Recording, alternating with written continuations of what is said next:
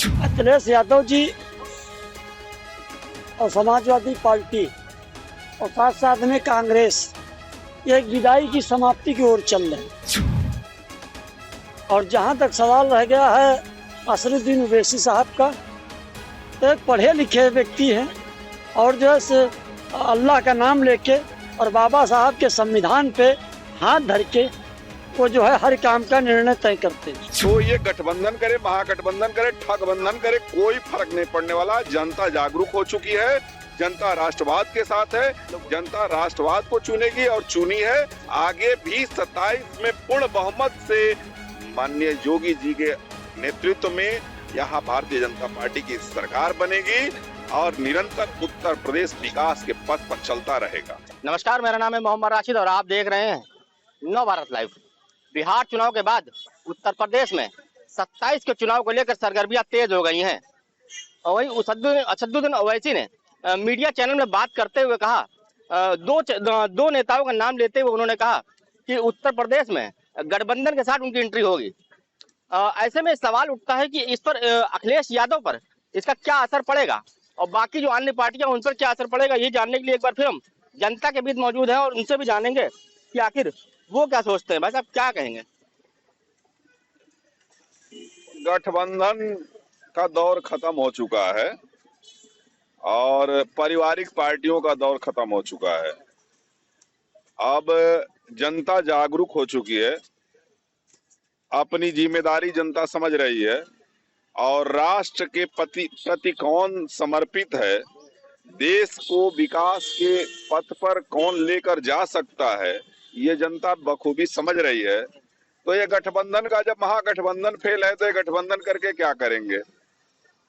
तो उन्होंने कहा है कि जो एक तो पल्लवी पटेल है, दूसरा उन्होंने नाम लिया था स्वामी प्रसाद मौर्य का। तो क्या कयास लगाया जा रहा है कि हो सकता है इनके साथ गठबंधन में आ जाए? तो ऐसे में क्या असर पड़ेगा? क्या, क्योंकि उत्तर प्रदेश का एक ऐसा राज्य है जहां पर उनकी मुसलमानों में पकड़ बहुत मजबूत है। देखिए, भारतीय जनता पार्टी हिंदुस्तान की राजनीति करती है और अपने परिवार के लिए कोई राजनीति नहीं करती है। भारतीय जनता पार्टी हिंदुस्तान को उत्थान पे, परम वैभव को ले जाने के लिए राजनीति करती है।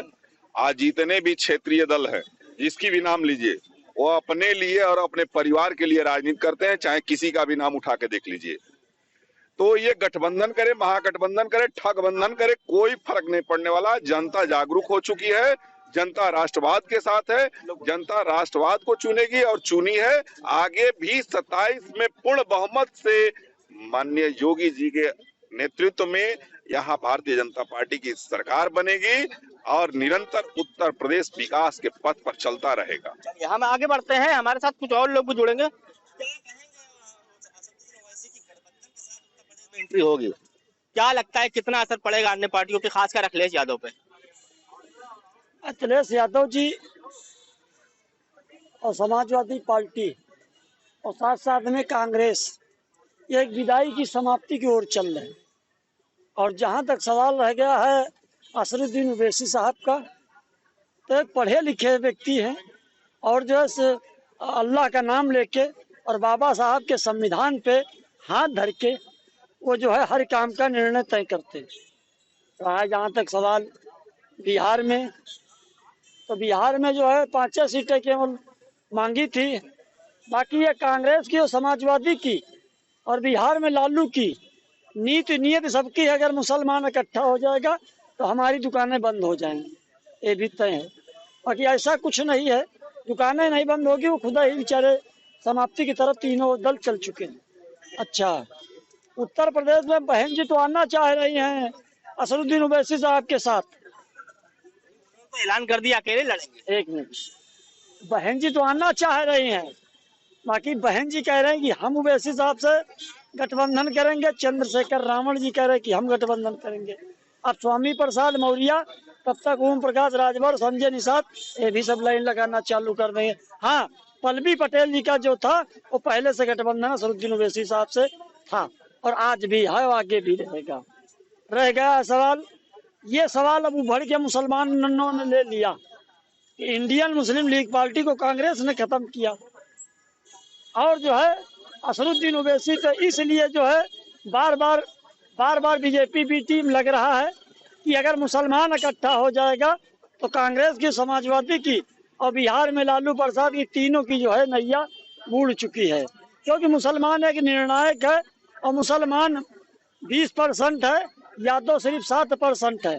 और यादव जो है अब ये चाहते हैं कि मुसलमान दरी बिछाए, बाकी मुसलमान न दरी बिछाकर अपनी हिस्सेदारी पर बात करने लगा है, अपने हक अधिकार को पहचानने लगा है और 20% मुसलमान जो है इकट्ठा होने की नौबत पे आ गया है।